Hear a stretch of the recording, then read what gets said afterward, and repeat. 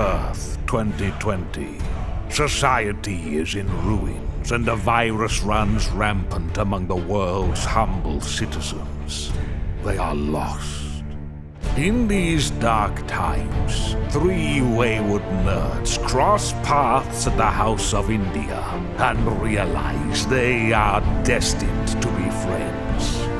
And so they did. This is their story.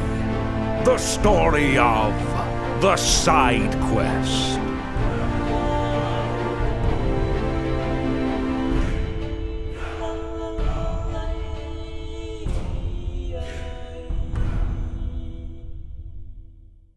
Hello, everybody. Welcome back to the Side Quest podcast. My name is Luke. I'm BJ. And I'm Matt. It's a fun weekend, boys. Yeah, wild weekend. Yep. Full of adventures. It was genuinely so much fun. I can't wait for next year. Yeah, it was great. MTAC 2024 was a success. It sure was. The biggest takeaway was how much less stressed I was than last year. And that also includes like not having my family in town and also being able to stay Close by at like a sweet fucking place. Yeah, shout out Ezra. Dude, oh my gosh. I died and went to heaven. This is definitely a me thing, and like I liked the convention and what we did. Don't get me wrong, but like that night, it was just us chilling. Yeah, that was my drunk favorite in part. the hot tub, and then the next night for me was just a wedding. It was one of the best weddings I've been to. It was all happiness, all everybody's excited. I just had a fucking great weekend. Like no matter what, it was with the boys. And then I got to see one of my best friends get married. Like, I don't know. I had a great fucking weekend, dude. Yeah, I mean, Saturday night was chill for me and BJ too. Like, Yeah, we went to the rave. The bass was hurting my chest, so I was like, I'm going to go outside and smoke. Mm-hmm. So I sat out there for a little while. Ezra got some puss. Or some woof. Yeah, some woof. And then I came out. I didn't want to, like... I mean, I guess we haven't talked about this, but I felt bad. Like, you didn't feel, like, abandoned, did you? No, I chose to go outside, and then you came outside because I assumed you wanted to go. And then we were waiting for Ezra, and I was like, what are we doing? Yeah. I mean, it was, like, because I came out, like, at, like, 12:15, 12:20. So there's, like, 40 minutes left of the race. I mean, we were already there, like, at 9:10 when we got like, there. right after it started. And it was perfect. The music... The first person and the last person were my favorite. Yeah, Hannah, Alabama. Yeah, which was just from Alabama. I realized I thought that was her name, but then I realized they put where they were from underneath. And I mean, that is a good DJ name. Yeah, Hannah, Alabama. But the last guy was so good because he did a bunch of like essentially just anime music. The Chainsaw Man one was pretty good. He did one. It was like hella remixes and shit. Yeah, he did an initial D one, which I screamed out like, "Deja vu! I just bad. I was vibing so hard with that guy, and he like his drip went so hard because he wore like some like dumb Oakleys and then like a jersey, and I was like, I just fuck with him. I fucked with his vibes. There's also a point during the rave where Matt goes to the water table, and this girl comes up to Matt and she's like, this is the first rave I haven't had someone to kiss. And before Matt could even respond, she just ran away. Yeah, this guy like went up to her and like just super out of his league. Like he just was, was just trying to shoot a shot, which I respect that, and I wasn't trying to ruin his game. And he just went up to her, and then I just was like, I just walked away. I was like, also, girl, like, you shouldn't be just trying to find somebody to kiss. That's how you get mono or like hella sick. Yeah, especially that's at how a you con. get SARS. Yeah, especially at a con. Like, I get like some people are there to fuck, and but like bad place to go to fuck. Like we were talking about it a little bit that like, oh, there's people who are leaving, like who are here at the convention, probably go to maybe one panel. They're in their fucking hotel room the rest of the time here. Yeah, and they are in costume. So it just was. It was interesting. It was a lot of fun. But then, yeah, BJ and I went back. We were really fucking tired, so we just sank into the hot tub. Like, really, like, we didn't have any music. It was quiet. We were just sitting there silently. It was so nice. And then we didn't even put anything on the TV, did we? No, we got out of the hot tub, and then I was like, all right, it's bedtime. Yeah. But, yeah, it was dope. We had some, met some people there. Some people from Ezra's Discord. Lee, unfortunately, wasn't there. We missed him. It would have been a lot of fun if he was there. A lot of fun, but, he had important family matters to deal with. Yeah. Met Casey. Shout out, Casey. That was fun hanging out with you. And also Avery. Yeah, Avery was my favorite person to talk to the whole weekend. It's so funny. Like, I just had no idea of the faces of these people that I've, for almost a year, have just talked to on Discord. Yeah. And it's just, and this made me feel, like, old as fuck. Because, like, I'm realizing, like, oh, shit, this is the generation that I live in.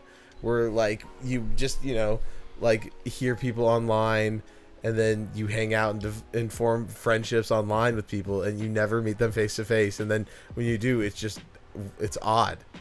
Yeah, but we had a great fucking time. We did. We had a great fucking time. And we also did, we did 5 interviews. There were 6 scheduled. 2 of which are actually good. 2 of which are really good. Better than the Kyle McCarley interview. Yeah. That we did last year. Really good. 2 of them, I felt like we could. So I ran the interviews this year, with the questions, and we had great, I think, superb questions. Like high level intellect questions of deep, Big brain. So high intellect that certain people wouldn't understand the questions and give shitty answers. It was true. Google is free, dude. Oh my gosh. So Matt showed me the first interview. It was fucking wild. Yeah, the first. We can talk about it definitely because we're not showing it, or we might show clips. No, whole thing's going. Whole thing. It has Whole to. thing Okay, has so to Even first, if it's just in this, I think we should just drop it in the middle. 100%. whole thing drops. Okay, 7 minutes. Boom. Well, around here. And Hold on. right now. So the first interview In we before it's not even in the episode. the first interview we did was with Bryce Pappenbrook, who was amazing. I told BJ this. I felt like I could go out to dinner with this person and not have weird empty space, feel engaged. And he seems like such a nice guy that I would feel like he would be interested in me as well, which is something that I feel like it's hard. That's the weird part, talking to, I guess, celebrities or somebody who's famous or somebody who does entertainment professionally. Yeah. You would, it would be amazing because you're just in awe of them, but then them reciprocating of showing interest in the conversation as well, which Bryce totally did. And so Bryce Pappenbrook, he did the voice of Shoto Todoroki. No. Bryce Pappenbrook was Eren Yeager, Rin, and then who was the Kirito. first guy? Just David, right? Or what's his name? David was the second one. Yeah, Bryce Pappenbrook. Bryce, the first guy we did, the first was interview. Shoto Todoroki. No, Bryce Pappenbrook is Eren Yeager. I swear to God. Luke, I hate to tell you this, but voice actors have multiple roles. Bryce Pappenbrook was not Todoroki. You're right. You are correct. Yeah. Okay, you are correct. I am talking about David Matronga. David Matronga was our first interview. I'm so sorry, Luke. You're correct. David Matronga did Shoto Todoroki and Wolfwood, and Is it Rainer? yeah. Yeah. And he was awesome. He was my favorite so far. He just was engaging. Yeah, that was the most easy flowing. I'm gonna be that was I had one question for Bryce or whatever, but that one I kind of just leaned back and I was like, I'm gonna let Matt take. Matt's just killing it. I appreciate it. I just let you flow because that shit was I fun appreciate to watch. it. And the other thing that I think, I understand it's an interview, but I don't want to just Ask a question. I get don't an want to answer, ask questions and listen. I want to have a conversation. I want to share my opinions and then bounce off of what I say.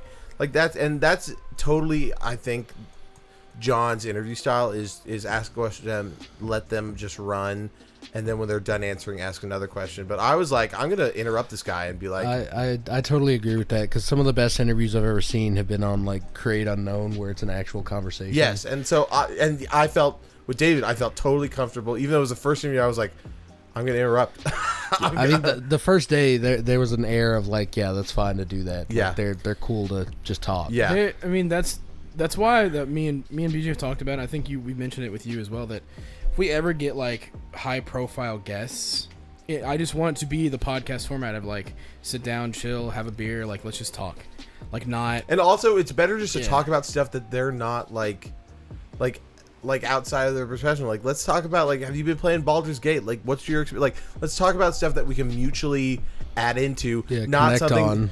Not something that you can only add into a conversation. Yeah. Because then it's like, I can only, like with voice acting, it's like I can only be like, yeah, your work is great. Like, but then once he starts talking about the character development of characters and what I can then say my experience of this character, which again, he's not the one writing the character development, he's just voicing it. Then I could step in and say, this was my experience of the journey of watching, Shoto's transformation and character development. Or like we were talking about Stain. He brought the Endeavor like arc up unprompted, and Matt, I could see like melt a little bit. Dude, This is why I was like, I'm not saying a fucking word this interview, because this is like Matt's shit. It was great. So I just kind of leaned back. Yeah, then he brings up Stain, and I'm like, let's get into Stain. Like, after the Vigilante arc, when Stain comes to the statue of All Might, like, that's when Stain becomes a hero to me. Stain stays a hero for the rest of it, I'll tell you that. I can see it, though. Like it was clear to me that, like, yeah, and then when he brought that up, I immediately lit up. It was like, yeah, Stain's a hero in my book. Like, his beliefs, like he, might have the wrong way of going about it, but, like, what he believes is a good thing. Yeah. Because essentially it would be like, I mean, what he's not wanting is the world that the universe that The Boys is all about. Yeah. And essentially Stain's just Butcher. I mean, He's really, like Samurai Butcher. yes, without powers. Like, it's just like, well, except Butcher does get, Except that he can freeze people for. yeah. Well, I was gonna say, but then Butcher does get powers in the third season. But so that was great. And then Bryce Papenbrook, who does Eren Yeager, and Rin from Blue Exorcist, and Kirito from Sword Art Online. Yeah, that was a lot of fun. When he did the a little bit of the voice, because we were talking in the interview, like, yeah, it's like, people asking you to do the voice on stage, and I was like, yeah, that's dumb. And then he did a voice, and I was like, oh my god, please do that again. I think it's super fucking funny that he doesn't nobody mentioned Meliodas through that whole interview, because nobody gives a fuck about Seven Deadly Sins anymore. I'm gonna be honest. That was in the back of my head that I'm like, nah. There's only one cool actor from that, and that's Pride. Yeah. I think Pride's the coolest character. Well, in Seven Deadly. Escanor's cool. Well, Escanor's pretty sweet. Who's Well, the lion sin of Pride? Yeah. Escanor is the coolest one in that anime for sure. Luigi getting a buff. Yeah. I like cool. Bond, but Bond is a pedophile, so. She's 1,000 years old, and I fucking hate that. That was. Yeah. I'm not gonna lie. I was literally like watching some of his. He brought that up too. Which one of them was like talking about that 1,000-year-old like child thing? Someone in the interviews did, and I can't remember which one. I feel like was I well, there? I think we were just talking to John about it, and I said like, oh yeah, it might have just. And been I was with like, us and John. or she's 900. She looks 13, but she's 900 years old. And you're like, and John was like, I hate it when they do that. Which again, we had good. Hey, shout out to John. We'll send you the podcast. Shout out to our boys at the Awesome John. Cast. Yeah, Awesome Cast. Another thing about John and Basil. We left one of our lapel mics there last year just by accident, and I don't think we even noticed that we did it. And they kept it all fucking year just to bring back to us this year. The first day, they had it out on the table before we even got there. Like, they were anticipating us coming, being in there with the interview. I mean, which is like, they're actually like totally the homies. Like, nobody else was showing up for interviews, and they knew that, but they knew we were gonna come, and so they set up extra mics. They set up 4 mics for us. It was very nice of them. We love you guys. Shout out Awesome Cast. You guys were awesome. It was so much fun just talking. And so Bryce was a lot of fun. He also had a lot of of he just was like the whole time he was just like smiling the whole interview. It's so funny because like you look at him and you see all his characters who get like angry and like yell, or they're like these like kind of brooding whatever, and then you meet the guy and he's just like, dude, it's great, man. Like he's such a happy dude. Yeah, like he was also there with his family. What? He was also there with his family. Which I told. I mean, we talked about this, but I'll tell the podcast. I wanted to ask about that because, but I didn't because I wanted to keep it personal. Which I'll relay after the story. Another thing about personal stuff, but I didn't want to ask like the ages of his children because the follow-up question would be like, have they seen any of your work, and like how do they like. What do they think of it? I think that one would have been appropriate just because he was talking about how they were there enjoying the con. Yeah. You probably didn't even have to ask just how old they are. Just be like, hey, have they? Or you could just word it like, oh, have they seen your shows, or is it? Yeah, I didn't. Yeah. And it was fine that way. But then Justin Cook, the last interview, I asked him a question like, hey, can you give us any personal like any experiences where you were voicing a character and you were able to like pull from a personal experience that made you empathize with a character's. Like when you were voicing a character, and he was like, I don't want to tell you anything about my personal life. And I was like, okay. He's got a hard exterior. I was like, yeah, like you've been like, you're obviously like an older dude. Like you can't tell me one time.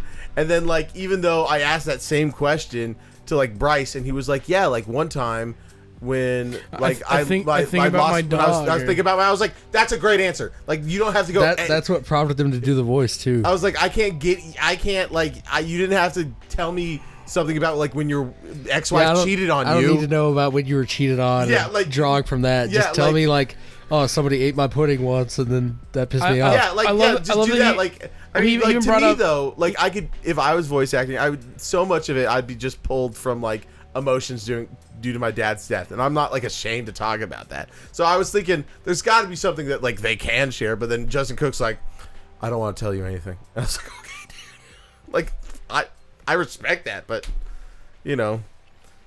whatever, man. Yep. I like that Bryce's were like mundane as shit though, or it's just like, yeah, my dog ate food for me, and so I got mad, or like I live in LA and traffic's awful. Yeah, and I'm like, nah, yeah, that's that makes 100%. I was gonna say, sense. No, you watch Attack on Titan, and you see him scream, you're like, yeah, I can hear that traffic rage. On the 401. 100%. I bring that into the studio 100%. Like even in here, when I have a shitty day. And I come in, I'm like immediately venting about it. 100%. You can hear the road rage in Aaron Yeager's screams. Yeah.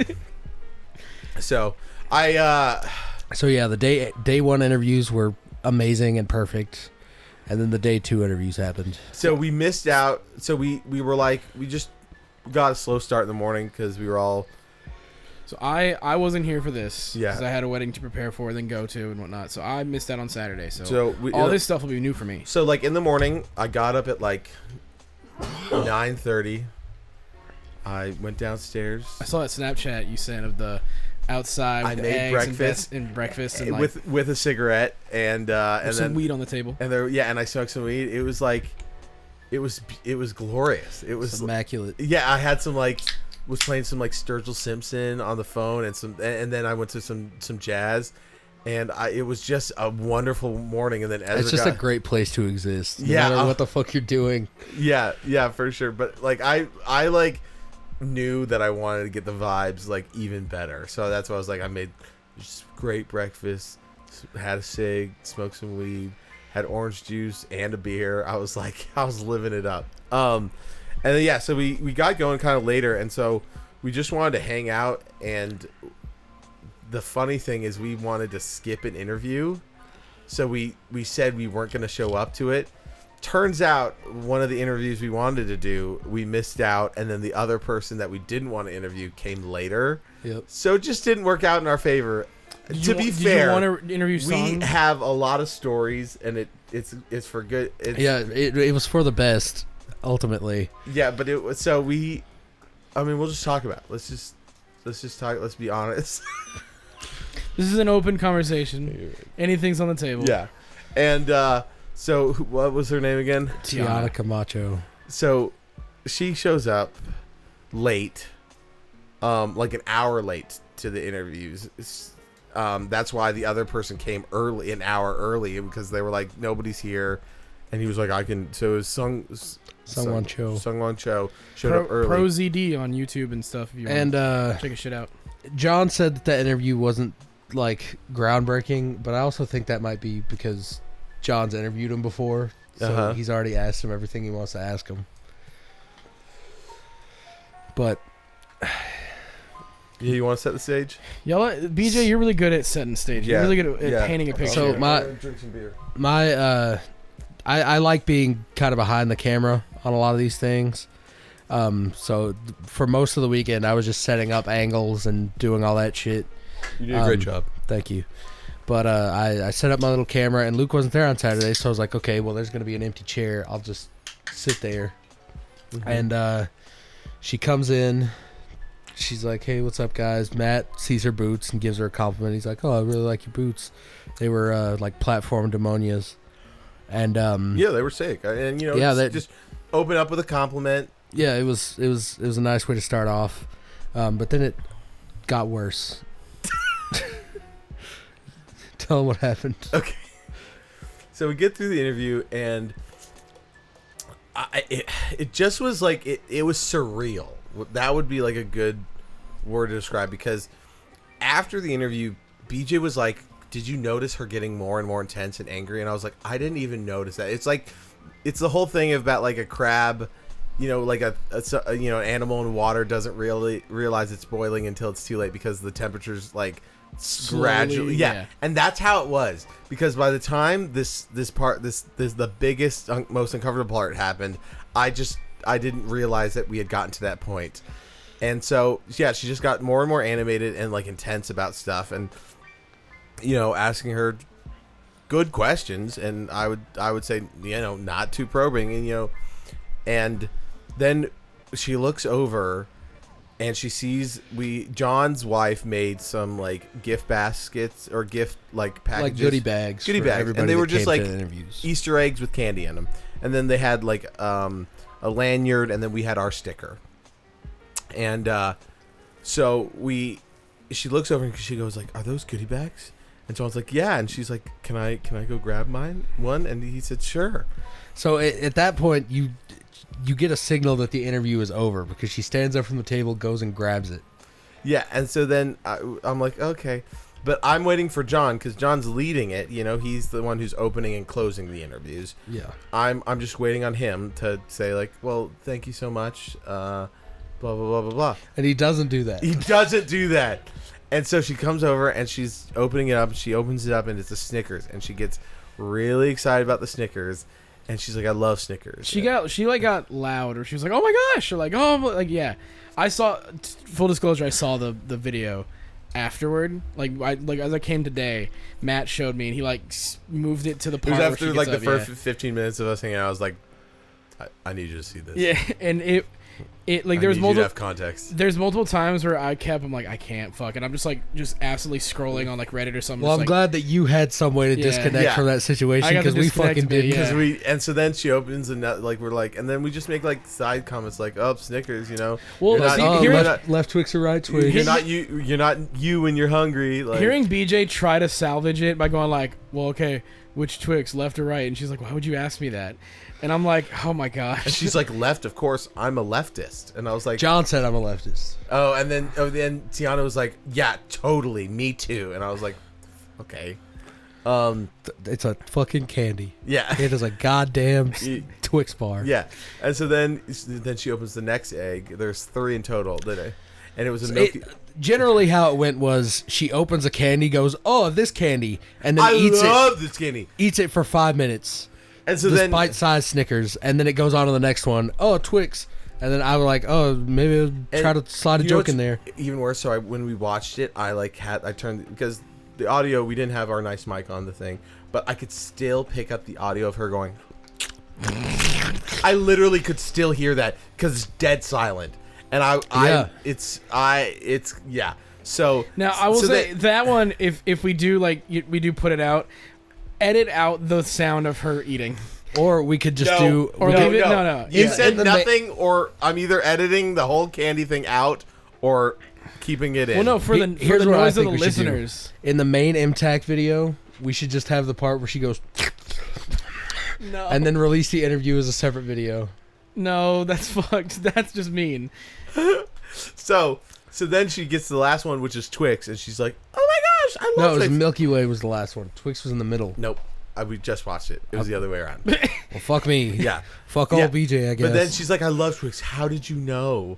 How did you know this is my favorite?" we fucking didn't. Yeah, and so, and then as she's eating it, she goes like, "I know you guys have more questions for me," and I was like, We thought this ended 10 minutes ago. and I was like, "Yeah, sure." So I have to grab my phone, face scan it, open it up, go to my questions, and then pick one that I haven't asked or one that I think And she it can was handle. Was this also the one where you slid the phone over to me to ask a question, and I was like, no?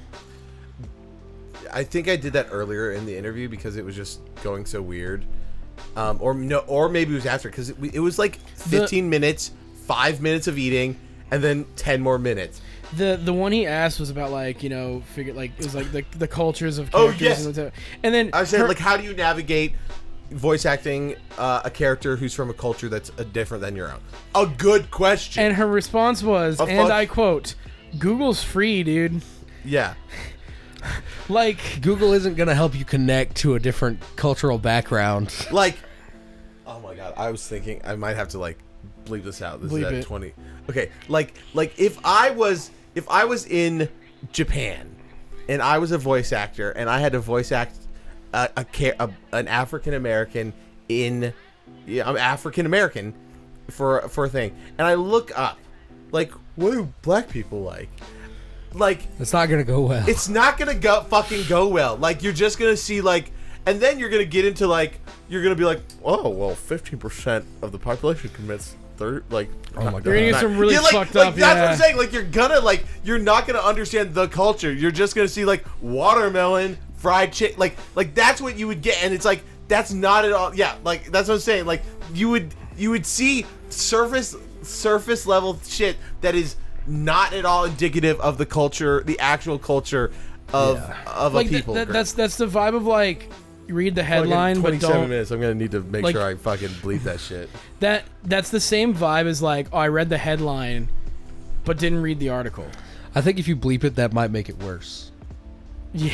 Okay, what I said wasn't like No, was I mean, no, you're- indicative of what You're right, but like if you bleeped that, people would just like Yeah, Assume the worst. Okay, what I'm trying to Rorschach say, test is, Especially if you what I'm cut trying to to say BJ's is face if going- you Google search stuff, you're gonna see stereotypes. Yeah. that are not at all indicative to actual culture that has to do with. Yeah, that's all. That's what I'm trying to say. We were saying if you looked up Japanese culture, you're gonna be like, oh, ramen karaoke, like you're not gonna. I do think for on one hand, obviously, like, I don't like her answer, but like what Bryce was saying earlier was that like, yeah, we get a script just then. Like it is That like was a that great vibe answer. of like that's how the process usually works. Is like we don't even know. Like we're seeing the film. Here's your script. We're gonna figure it out from there. So like I guess yeah, if she's in the booth and it's like here's your character, this is the thing, go for it, and she just like quick Google like fuck it, I don't know. Like I guess that's one thing. She also seems to be like a newer voice actress than a lot of the other guys. But like I mean, but, essentially the question is like, I mean, these are the people that like are, voice acting a character over a long time. Like you can learn. I mean, like. You can learn about that stuff. well like yeah. So I mean, yes, it's like the first 10% of her answer is correct. Like research. Yes, that is correct. But that's just the first step in a journey of yes. things you have to do. Yes, exactly. But like, I mean, it's also stuff like, I mean, it's connected to like how do you connect with a character that you don't have similar experiences with. It's like you can find people in your community, you can find people online that have these experiences that you can hear from. Like, Yeah. And maybe these people aren't that deep. Maybe that's the thing, is maybe they're just doing their job and they don't fucking care. well, Who knows? But like, again, to be fair to her, most of her stuff seems to be from like at most like 2019 onward. So she's like relatively new. So I don't like this could also be like not necessarily first con, but like she's new to the con scene, new to voice acting. Like Well, I'm not expecting her to all of a sudden, because like Bryce Papenbrook's been in since like way before 2011 even. And like Justin Cook has been yeah, in. Justin Cook's been there way longer. So like Yeah. they like obviously, and But he's even plateauing for sure. even David was like had like he's been doing it for a minute now, where it's like he's doing games and like and they talk about how they were acting Yeah. earlier. It was just Yeah. uncomfortable, and so then we get back into it, and I'm having to just like grab yeah. get my papers back in order because I was like I thought this was. It was an done. uncomfortable interview. The vibes weren't there, and it definitely shows. Yeah. Because it's like the Kohei one after that was good. It was so yeah we That- did. We were just put off by the one before that. It wasn't as high energy as the other ones.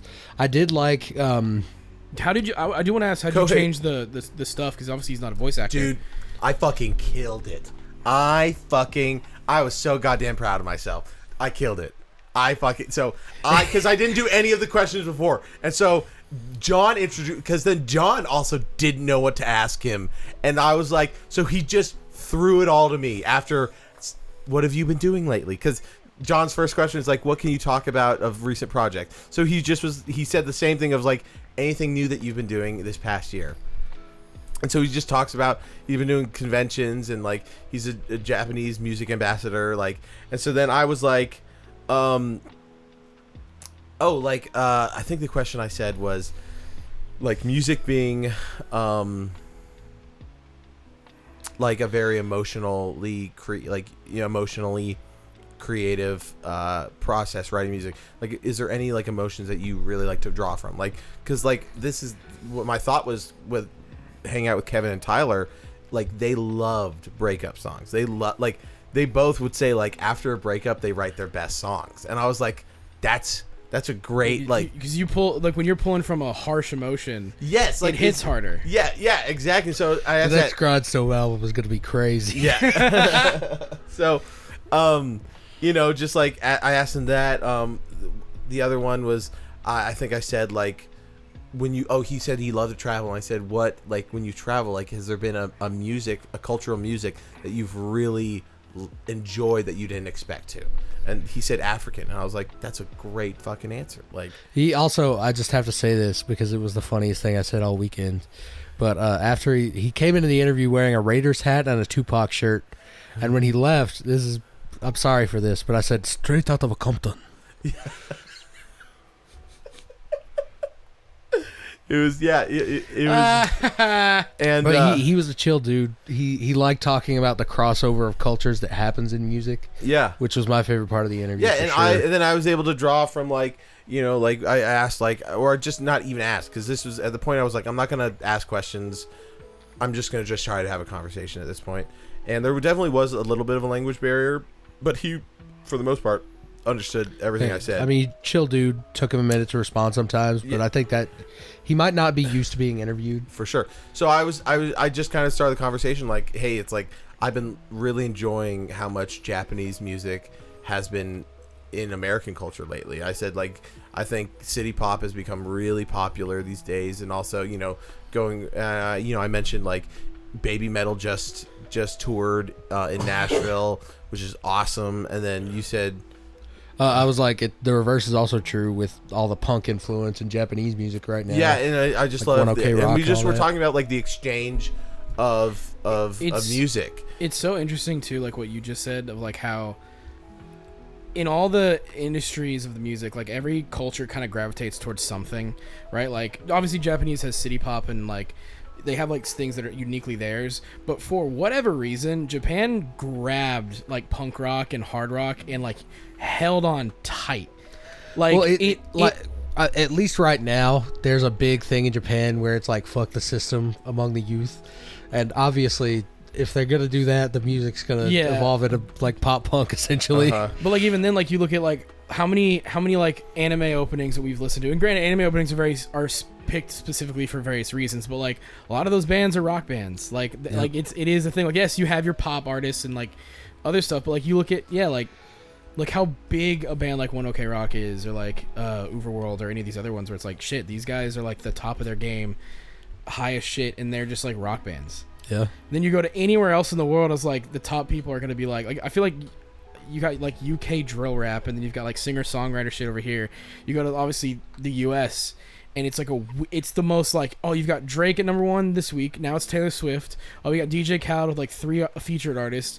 Okay, here comes like an indie TikTok banger that hit, and it's like, what the fuck? Like, yeah, I don't know. I like that question for him, and I that's the interview that I'm more upset that I missed.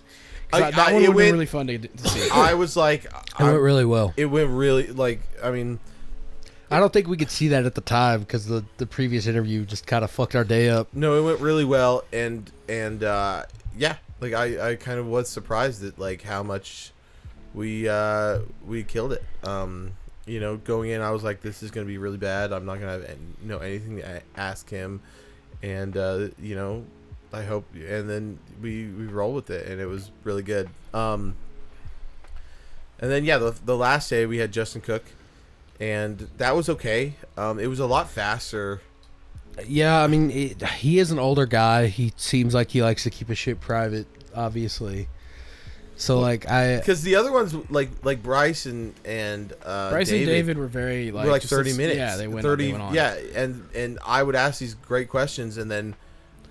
But I can see why he would want to be more private, because anime conventions have changed a lot in the last like 10 years, and with him being the voice of Yusuke, he's probably been doing this for a very long time, back when shit was rough as hell at anime conventions. So I can understand why he wouldn't be like very forthcoming with all of his answers and stuff like that. But you know, it was still like a little bit of a letdown. Well, the other thing is like I was thinking like I'll ask him some new questions, and so I wrote in like, can you give me any personal experiences about, you know, emotionally, I like being able to empathize with character.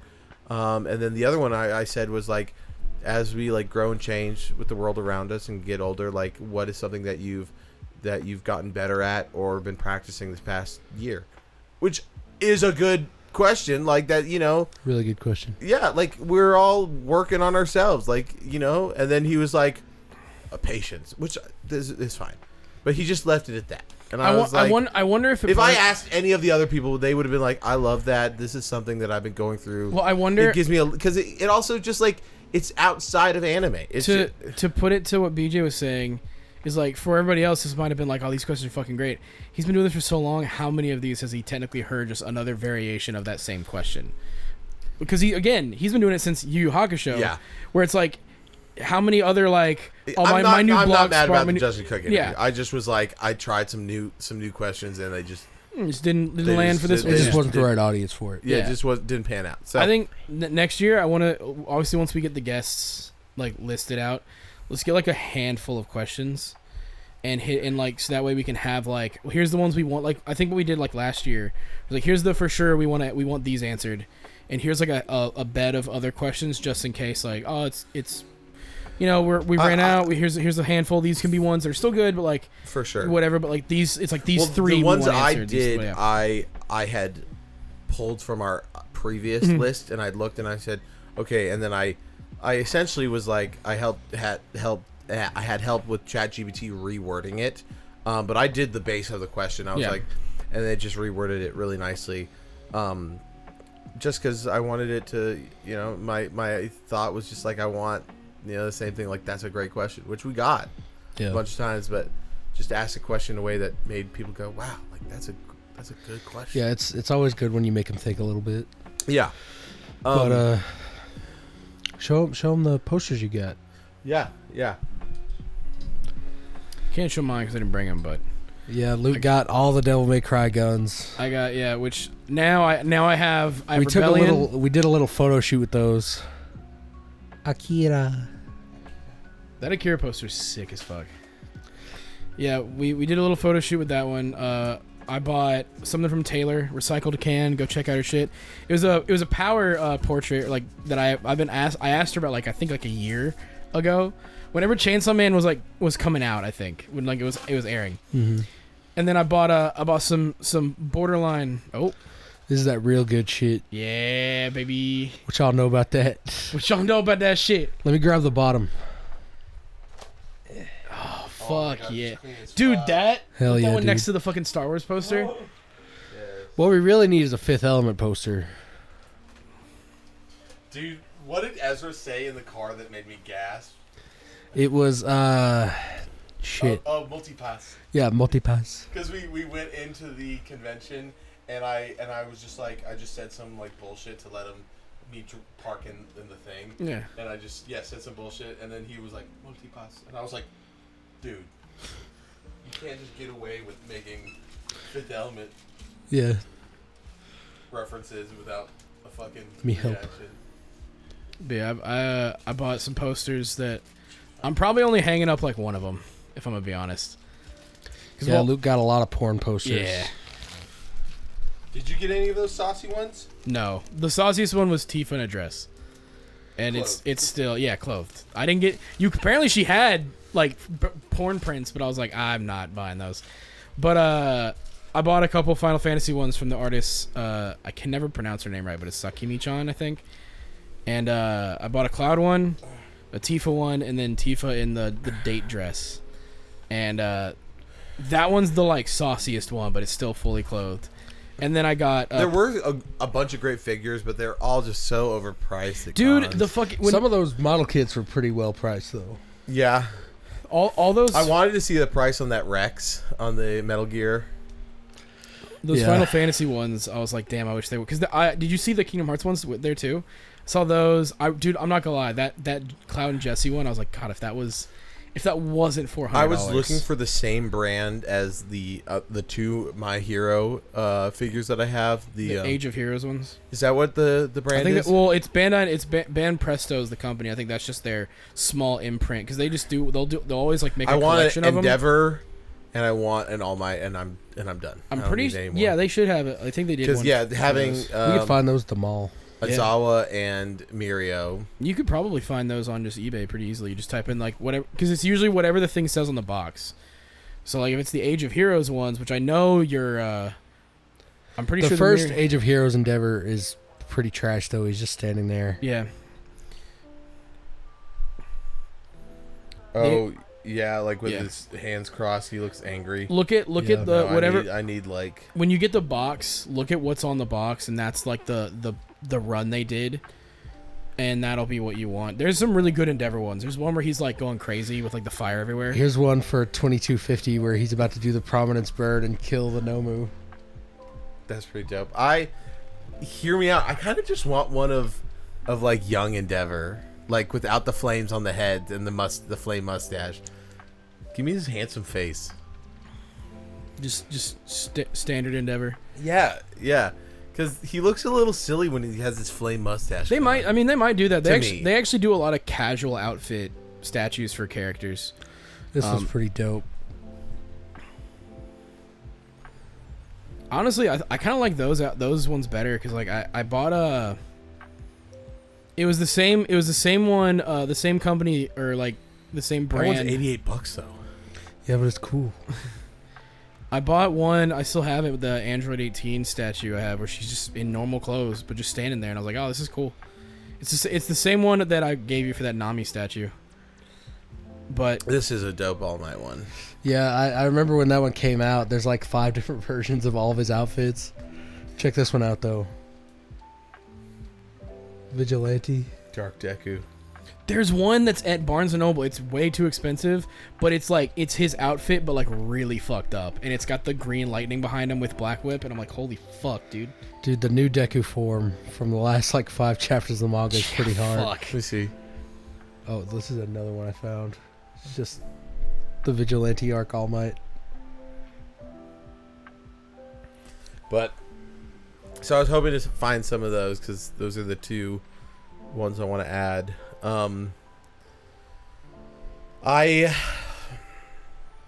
started watching recently.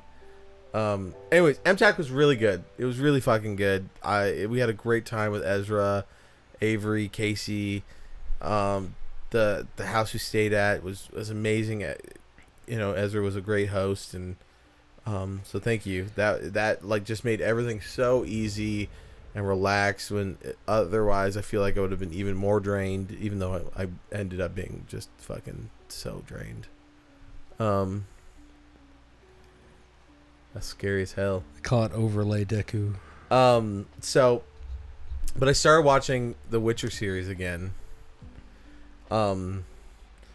Just cause I love Geralt, and season 1 is a good portrayal of Geralt. Yeah. And they don't stray off from the books too much that season. The other thing we've talked about off the pod, but now there's that movie with Henry Cavill and Alan Richardson, which is that World War II movie that's called, not The Bad Guys, but you've seen that trailer, right? I don't think so. Luke, have you seen that trailer for the movie with Henry Cavill and Alan Richardson? Yeah, it's the Gentlemanly Warfare thing. Yeah. Yes. Yeah, you've shown it to us, I think. Okay, I really now that's happened, and Henry Cavill and Alan Richardson, because I've seen interviews, and they're in love with each other. Essentially, they're we're both buff, good-looking guys who love our Anyway, now that opens the way in Alan Richardson becoming an Astartes Space Marine in Henry Cavill's Amazon's Warhammer show. I've seen a bunch of fan art of that recently. It looks so fucking. It would be, because, I mean, Henry Cavill, for Superman and the other stuff is jacked, but Alan Richardson is way more jacked. He's jacked. That's how I was he would make the perfect Astartes. I was seeing a thing where they were talking about Reacher's body in season 1 versus season 2, and there's a health fitness instructor who's pretty built himself, was looking going, Jesus fuck, that dude is unhealthily jacked. What the hell? For season 2 shit. I recently watched a video of he was saying of his, it was him at his cabin home. Mm-hmm. And it was his this is what I eat, and he was saying I have different body types for different things I'm cast in. So apparently he's in the Fast and Furious, and he was in that one I don't have to be that big, and so you would think motherfucker still was almost bigger than Dom. Are you kidding me? Almost bigger than Dom, 100%. Well, Dom's just fucking wide. You know what I mean? Yeah, but he's not jacked. Yeah, but he's just fat. Yeah, he's not jacked anymore. He's fat and old now. So he was saying but for Reacher, he's I eat whatever the fuck I want. And I was what? In my head, it would be no, you're That's cutting. That's gotta be a lie. No, but no, because he has to bulk. He has to be as big as possible. He does use steroids, he stated. That's fine. Yeah, I don't give a fuck. Well, that's why, because he was saying that he's realistically when I just work out, I work out for 30-45 minutes a day. That's it. And then it's but if he's doing roles and he's not, he never hides the fact that he does steroids. He's yeah. I do a little bit. In Reacher, he said when he does Reacher, he works out for 3 hours a day. Yeah. And then he just eats whatever the fuck he wants, and just to bulk. And I was that's crazy. That's insane. Obviously, he's probably he probably isn't eating fucking McDonald's or some shit, because they're because that would probably fuck you up. But yeah, he's probably being fuck it, we doing burgers tonight. I'm gonna eat cheesecake. Fuck it, we're going crazy. Yeah, it doesn't matter calorie deficit. It's just he's going. Yeah, it's but yeah, him as an Astartes, the Warhammer show.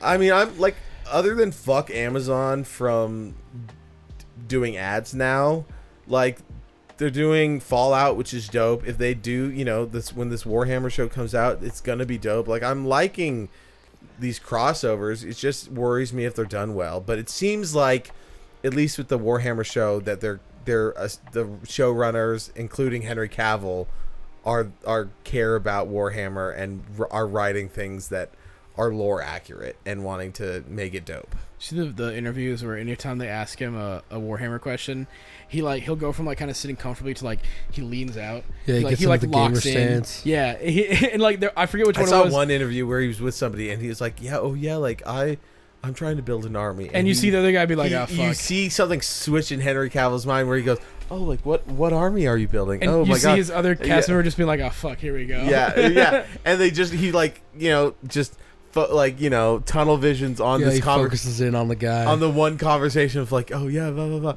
I mean, way back, there's a great video of him building a PC for the first time, and so and he gets fucking the most expensive shit, but it's him in a tank top, just dude. No, it was. So, it was so funny. It was around the time during Superman too, because wasn't it during COVID? I think so. Yeah, it was right at the start. It was. of COVID. It was. I think right next. I think. So he was building a PC. All I remember from that is that you had people like us who were oh sick, dude, the PC specs, and then you just see the millions of women going, fuck, I wish he'd do it to me what he did to that PC. Like, just all this, the most smut. degenerate, thirstiest shit. Speaking of smut, over on Easter, on Sunday, my cousin and her fiance, Jack and Kara, came over, and we had a lovely time, but we were I was asleep. BJ was asleep, and BJ had the best time. we started talking about like these books, and Kara was like, yeah, like I started reading some like naughty books, and then Karma was like, yeah, I finished one, and there's like parts of this book that I like. She Hold was on. like, Keep talking. Oh, okay. that she's like, I kind of had to like skip over because she's like, it's actually like a really good story, and like it's about a football player who like gets hurt and he can't play football, but then he meets this person that he had a one night stand with, and then his ex-girlfriend died in a car crash. I'll find the page. And I was like, it probably has like some sex scenes. It's And so- borderline porn. It's No, porn. no, it no, is no, porn. It's no, porn. no, it's not borderline. Just porn. It's just porn. Have you Hold seen? Okay, have you seen? Because I guess I'm slightly on book talk because I like things like Red Rising, Way of Kings, all this shit.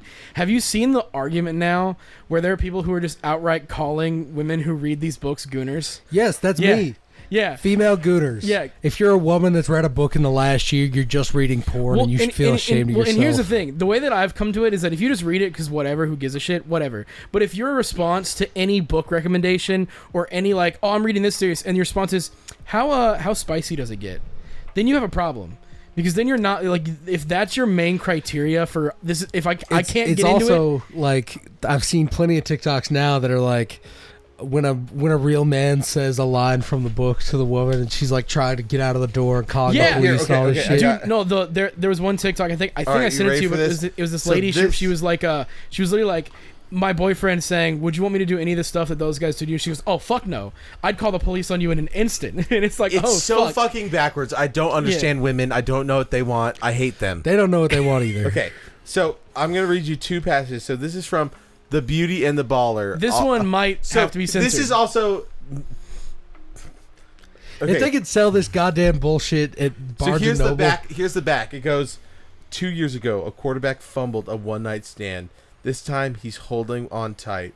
Gorgeous, talented, and brilliant NFL quarterback Ronan Smith has the world in his hands, but after Ronan. losing his career and his fiancée in a car accident, he falls apart in a pit of grief and bad choices. When a mysterious girl shows up to his party, he feels drawn to her and makes her his for one night. Formerly beauty queen Nova Morgan is on a mission, scantily Fuck clad off. as a princess from a galaxy far, far away. She sneaks into a high-profile party to capture the attention of her favorite quarterback, but her hopes crash after an awful one-night stand. Fast forward 2 years, broken, desperate, Nova returns home to Blue Bell, Texas, where by cosmic twist of fate, her broody neighbor is none other than Ronan, the shiny new football coach everyone adores, but he has no idea who it is. Okay, so that's that face when you walk downstairs in your messy bun and your fucked up Vans and your mom sells you to One Direction type shit. I am here- now here- going here's to my- read some excerpts from Beauty and the Baller. This shit is so funny to me because we'll get it after that. Because like I'm sure there's probably a level to this because this actually has a story on like a porn video where you're like, just show me the titties, whatever. So I get there is a slight difference, but when you read this shit, you're like, It's this the is same porn. kind of It story is that's in the porn videos, Yeah. though. It's I mean, porn. it's getting them off in a different way. Just read the thing. Yeah, read it. The fullness of her curves, the flat stomach, the arch of her hips, the pussy between her legs. What now, she asks, watching Vile over me with language. heavy eyes. Spread your legs and stand over me. Put your hands on the wall behind me. She steps over, her feet on either side of my legs. Her palms slap the wall. I shove my joggers and underwear down to my knees, and she gasps. Her lashes flutter. Keep those pretty eyes on me as I finger fuck you. I say, arching my neck to stare up at her, my tone guttural. I pump my cock with my other hand, brushes over her pussy. She swivels her hips as I tease over her outer folds, then delve into her center, my fingers coming out drenched. I stick them in my mouth and lick them slowly. better than vanilla wafers, babe. Okay? Hold on. No. Oh, what the fuck? Hold on. Better than vanilla wafers, babe. Dude. I stroke the area softly, satisfaction rippling over me when she clenches around my fingers, spasming. You're the most beautiful woman in the world, I purr as I adjust her position. My hand on her ass as I tug her down. Okay, so then going on, I trace the designs up and down her silky skin of her legs as I give her a cocky grin. Fuck, I love this position. And then a nervous chuckle comes from her. My vagina is like right in your face. It's an exquisite pussy. My vagina is like right in your face. Want to ride my face, princess? Oh. Okay, so going on. You like that? My lips trace over her pink skin. Yes, she gasps. Fingering her, I flick her nub. My chest humming a low, That's long the worst growl. part. Fall apart for me. Stiffening, she grabs my hair and yells my name as she comes. Time stretches as she rides the wave. Her channel sucking at my fingers as I skim over her. Fuck, I like how she orgasms. Wild and needy. Okay. These. Go ahead. Do the next passage. That's it. Okay. I don't need to go any further. So- Yeah, that's all you need. It's funny because you've seen like a movie, right, where it's like clearly this is the part where they're gonna go fuck, but they don't show it because the rating is like PG or whatever. That's just okay. Let's take that shitty Hallmark Fuck, movie I like the way where she they comes, they wild fade. and Yeah, needy. I've read Your pussy is exquisite. everything you've just said. I've seen in a sex message before. Like there's nothing creative about it. It's just fucking porn. I mean that's what gets me. It's like I'm gonna piss. there's a TikToker that I've seen. Piss. Yeah, I'm gonna go jack off. there's a TikToker I've seen who like during the discourse was like she straight up was like, yeah, it's porn, and I'm like that's the attitude you should have with that, because the people who have that moral high ground of it's not porn addiction, it's not when this. you defend yeah, it, that's what fucks it up. yeah, because like no one like let's be 100% real. There's probably nothing wrong with reading that. If that's what you enjoy, sure, whatever. There's romance, it's got sexual content. Who gives a shit? Realistically.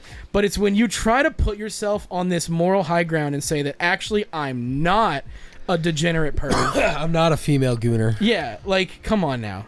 It's like that's what I have a problem with.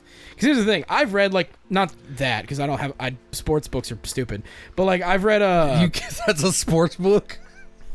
sports. There's a football player in it. Yeah. I've read like the fantasy versions of those. I started one, couldn't finish it, and then I actually am reading through one of them. But like it literally is so it's jarring. Because I was reading one, I'm like, oh, this is like a really cool fantasy world with like deep lore, and you turn the page, porn. And then you turn a couple more pages and it's back to the fucking like fantasy lore shit that I'm like, what the fuck just happened? I'm like, what? This all goes back to 9/11, and I will not elaborate further. What the fuck? But it does. I won't elaborate on it, but those who know definitely know. Look, we're just saying 9/11, My Chemical Romance, and porn erotica. and it keeps Erotic, going. Yeah, stories. Luke gets it. But like, Well, it's it's just funny- another thing that's like everything was so much better before 9/11. Like I was saying to him, I don't have a problem with necessarily the book itself. It's the people who try to moral high ground it, where it's like, no, it's not porn. It's just erotic, smutty fiction, and it's really good. And you're a piece of shit for saying. It's the people who try to defend it like they're not degenerates. 100%. Yeah, if you want to read it, read it. Who gives a shit? Do what you want to do. Just don't try to hide behind. Don't pretend you're better than you are. Yeah, that's all. I don't give a fuck. That's a general good rule of thumb for life. Yeah. Don't Yeah. pretend you're anything better than the piece of shit that you actually are. The people who are pulling that shit are the same people who say hentai's art. Yep. Same. She's actually 900 years old. Was that meme I saw on your Discord trying to tell Jesus? No, Jesus, the lollies were 500. They just look like children. No, that... Good for them, I guess. Yeah. I don't know, man.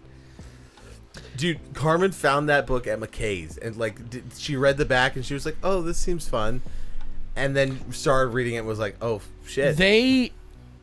This might be a hot take for book talk people or whatever, but they absolutely should put ratings on books. Yeah, I the agree. back of it should have. I mean, that's If they have to saran wrap manga, then they need to do that to that shit. I guess it's slightly different where if you open up a book and there's like just titties, that's one thing, but like even still, like so Kara was saying that she like saw like a kid at her high school in like 4th grade who had one of those like the problem was Kara read the same book and like it was a smutty New. book and but Yeah. at that point, you can't say anything. yeah she was Because like then you have to admit that you know. yeah, exactly. I mean, it's the same thing. Like Jack was saying that, like kids in his class would play the Pornhub theme drum song, and you can't say and, shit. well, Jack was like, guys, like, I know, like they're like, please stop. And he's like, what's wrong with it? And he's like, I know what that is. Like, you can't like don't. You're play, not gonna get me. Yeah, you're not gonna get me. Like, don't do that. You know what it is, and I know what it is. Like, stop. So. That's my thing, because you'll see some that have like colorful pictures on the front, and it's literally like this could just be like a young adult novel or like a young adult novel or something, but no, it's a smutty whatever that, like, again, they should absolutely at the very least. I mean, and like the other thing is like what we were saying is like it's the age of like kids are like especially nowadays exposed to just everyone having the internet on every screen, accessible, personal, so it's like kids are doing this regardless, but it's wild that this kid would just fourth Have the grade. gall to bring it to school. Even if you're not gonna wrap them up like manga, at the very, because I guess like seeing a picture is a bit different than like, oh, you can skim Also, words. Well, like do the same But, like, thing that like who the music albums have, Like when they print when it advisory has sticker, curse words. Yeah, parental advisory. Yeah, or just- like It's simple as that. It's a fucking sticker. if you Yeah. if you pull the book off the shelf and turn it to the back next to the price, whatever else, just put parental advisory, explicit content. Yes. And like a game rating where it's like it's rated this for these reasons. Yes. And then you can be like, okay, cool, and like put it back or go, oh, I like that shit. Wouldn't it be Take crazy if the ESRB had to start reviewing books now? but then it would get the problem with this is like that's the dumb shit about like people these days is because we can all agree that should be something that should be on a But book. it's not going to stop. But then anything. but then people are going to be like, well, this is like, what if it has other things that I don't want? Like it gets into the whole book, the book burning, like Yeah, like To Kill a Mockingbird suddenly is rated M. or it gets like this talks about something that I don't want my kid learning in school. Well, the problem like, with that it is just that- gets into the political stuff when it's like, no, the thing Nobody- is just put a sticker on smutty books. That's all I want. Nobody fucking understands subtext. That's the big problem. It's like even then, like, even if like, let's say you get like a because there are some I've read books where like based on even the back and like the cover art and general reviews, people won't mention this major thing, but you'll turn a page and it's like a fucking torture scene, and it's like, oh fuck, that was like hard to read, but it's still there, and it improved the story. But even that, just be like, hey, there's blood, gore, and torture. There's this, just as long as you get like, again, it's I mean, like game rating. Carmen read it. She enjoyed it. She liked the book, but she did not know that was the kind of book she was going to be reading. As long as you picking put it up in at there, McKay's. Well, now to be fair, that should have been in probably the smut section, because there is a section in McKay's that says erotica. Well, But I do think it is very much, if this book, because you can tell an erotic book cover where it's like the shirtless dude, sunset. It's like he's a rancher from what, like all that kind of shit. Well, So- they need to fix the manga section, because we were looking at manga that one day and we- found it was yaoi like porn. Vampire Knight, Full Metal Alchemist, and then it's like Step Brothers with their like, dicks out. Yeah. what was the thing I showed you? Dick Fight Island. Yeah, Dick Fight Island. Now that's saran wrapped. That's saran wrapped like a motherfucker. But yeah, Dick Fight Island. Yeah, I was going through like it was after you found that one at McKay's. I was just going through manga, and like I double took. I'm like, wait, what the fuck is that called? I remember he sent me a Snapchat of the cover of Dick Fight Island, and I sent him back a Snapchat of me listening to like metal and like gripping the steering wheel really hard and going really fast. And I was like, me on my way to Dick Fight Island.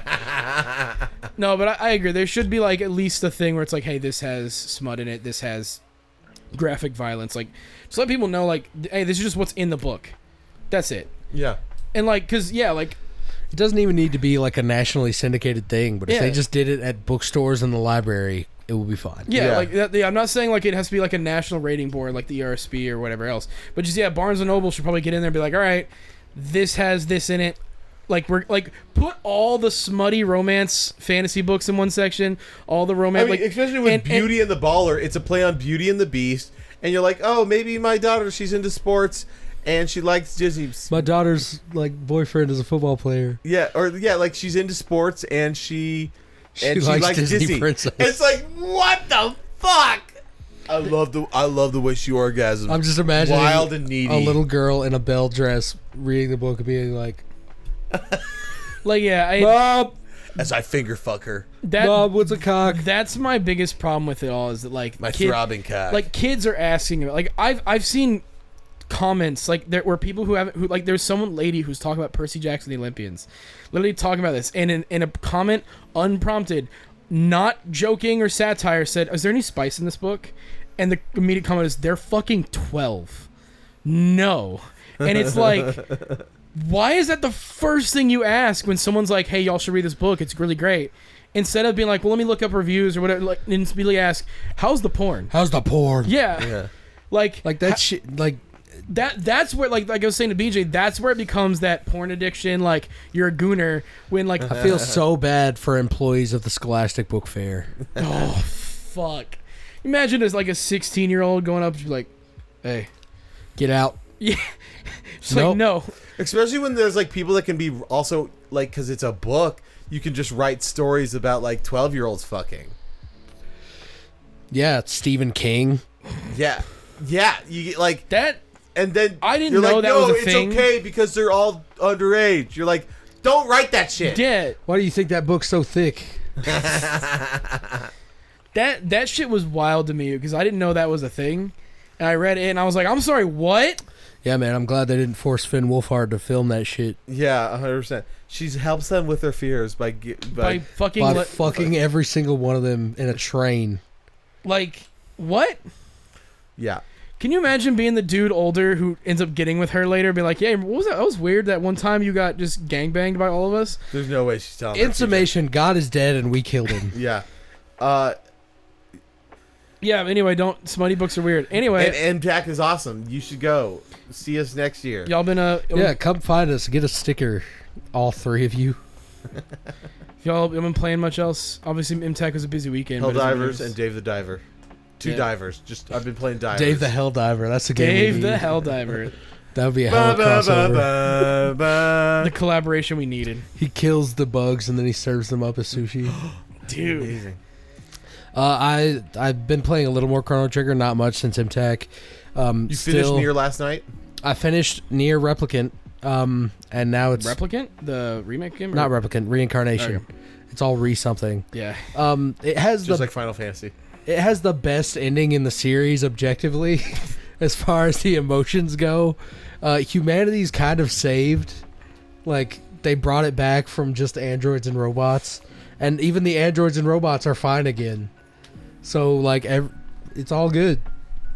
Like no gripes. It was just happy, and I'm sad to see it end, but it was a great ending. I wonder if he's directing 17, I don't know. because that would be Maybe his thing is like, all right, let's give Nier the happy ending it deserves and ruin Final Fantasy.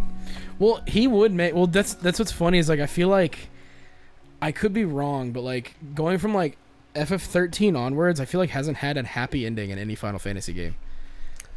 Does 16 I not have a don't- happy ending? Don't talk about it. Don't talk about it. Don't talk about it. I haven't seen it. I'm not saying shit because he hasn't seen it. Okay, you tell me later.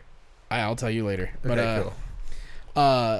but like 13-2 doesn't. Lightning Returns has like kind of a happy ending, but it's weird. 15 has a very happy ending, except you have to infer everything from a book, a movie, an anime YouTube series, a demo that you can't get anymore to No. understand that it's happy. Well, no, the only bit that's happy is you beat Arden and congrats, we're done. And then you read the book that was the rest of the stuff. No, that's not the happy ending. The final cutscene with him and Luna on the throne. Yeah. That's the final cycle. Nobody understands that that's the final cycle Oh, so where that- they finally did it all right. Oh, so that's. And it's not just them dead and in heaven. It's that's the actually what it is? Yeah. Oh, damn. I'm Because crazy. in that one demo, So there's you didn't read the books and watch the I've YouTube read that's a fucked up thing. You can watch anything, but if you miss like this one fucking demo that was available in 2011 exclusively, then you don't get it. I've read the book because it was the canceled DLC. So I've read those. Here's all you need to know about Final Fantasy 15. Bahamut's the bad guy. There you go. Bahamut's the bad guy, and the king carved a piece of the crystal into the what's his name? Arden. The little Finnick Fox summon. Oh, Carbuncle. Carbuncle. The Carbuncle figurine is a piece of the crystal. So every time they get to the end where they fight Arden, if it didn't go correctly, it resets to where they start pushing the car. And the final scene of the game is them finally going through the game. Nobody gets blinded. Nobody gets killed. Luna doesn't die. They finally do it all correctly, and they even save Arden. And they don't... Well, because that's what the book is about. I didn't know that last scene was the final cycle. That was the thing. Is I was like, oh, it's just them in heaven, and they live forever. Yeah, it's the end of the final cycle. Okay, because the book is like, here's episode Aranea, where she gets more a cool thing. Here's episode Luna, where she now has the Scourge and is dealing with this shit. Then we obviously got episode Arden in the game. And then we get the Noctis one, which is the final bit, and it's like, actually, Bahamut's the bad guy, and he's an asshole. Which, fun fact... If you play Stranger of Paradise and do the DLC, say Bahamut. That Bahamut talks about, yeah, I used to be a god, and then my creations came back to fight me. Bahamut is which? The dragon. The dragon, okay. So in 16 is Dion. But yeah. Big gay Dion. Big gay Dion. But like, that dude, 15's, yeah. It sucks. At some point... You have those same summons in summons 7? Are in every single game, yeah. So like Ifrit, Shiva, Leviathan, Titan, all of them. There are some lesser known ones that 16 doesn't touch, but like they don't do like, I think it's Rajuda, which is like a big like bull thing. Garuda is actually relatively recent, right? I feel. Yeah, because I don't think she was in 7. Garuda's Wind? Yeah, I know Garuda was in Final Fantasy 14. That's where I think she got super popular. She might have been in older ones. But like yeah, there's just some that you never get, like What's the one you fought in when Sid dies? Is that the Knights of the Round? No, the one that like creepy one with the school shooter hair. Oh, the crappy paper. Yeah, it's the one that traditionally is just like a big eyeball. Yeah, that one. Which I was like, holy fuck. Yeah, I thought you were talking about when Sid dies in 7, and I was like, I don't know what you're talking about. No, sorry, no, Sid in 16. I'd like to also give a quick shout out to our boy Rafe. Love that guy. Doing well. Facts. Yeah. Let us know when you want to do that one shot, because we are so down. Yeah, and let us know when you hear this. Send us a text when we put this out, because I know you listen to these, and that warms my heart. Yeah. Rafe's I wish I had more opportunities to hang out with him, because we really connected at that one party. If we could get him on like find a time when they could actually make it to a like road trip. That'd be killer. Airbnb, it would be killer. So hell yeah. I want to make like I do. That's one thing we need to do is road trip. I agree. want to like get a cabin, do something just like a week with you guys, like and just like fuck it, like get the friends, do something big. Because like yeah, I want to do that. And I know it won't work out, but I know I'm asking off a week for my birthday just because I want a week off of work and not deal with shit. But wait, I won't work out. Well, because you and Carmen are doing your anniversary later that month, right? June. Yeah. Yeah, so it's not gonna work out then, but like if we figure something out at some point. Yeah. When is it? It's like the 17th, right? Or it's the last week of June. No, it's the first week of June. Oh, so yeah, end of May. So yeah, then that week I will also be off work. Okay. Cool. Yeah. Well, yeah. Thank you for listening to the Cyclist Podcast. Shout out to our sponsor, Dubby. Use code TakeItSleazy at checkout for 10% off. They make really good energy supplements. They got hydration formulas now. Mm-hmm. It's like a liquid IV, but new their formula. New cups, new right? shakers are so goddamn fire. If you're not going to buy anything else, if you don't want the powder, buy a shaker. They're cool. Yeah. And as always, before we go, if anybody has any criticisms about how short our episodes have gotten in the last 2 weeks, fuck you. We just filmed like a bunch of content at MTAC. That's coming. We don't know when, but we're not falling off. Okay, fuck you and take it sleazy.